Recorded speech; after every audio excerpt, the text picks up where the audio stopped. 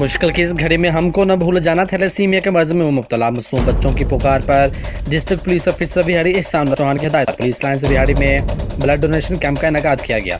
District police officer बिहाड़ी एहसान चौहान और उनके बेटे अहमद चौहान समेत पुलिस मुलाजमीन और लेडीज़ पुलिस की कसीर तादाद ने खून का अतिया पेश किया।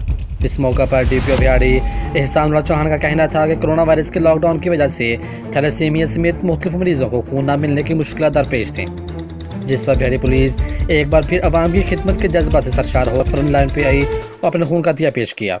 इस मौका पर CO health doctor Malak Arshad Bihari की पुलिस कई इसका बचते हुए इस घड़ी में पुलिस डॉक्टर के शाना बशाना हर मैदान में मौजूद है।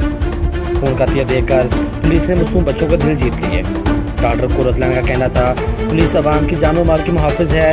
ये आज के ब्लड डोनेशन कैंप से अमली तौर पर साबित हो गया। इसमें डीपीओ बिहारी एहसान चौहान ने अपने पैगाम में कहा नेक नीति से काम किया जाए तो इसका अजर भी मिलता है।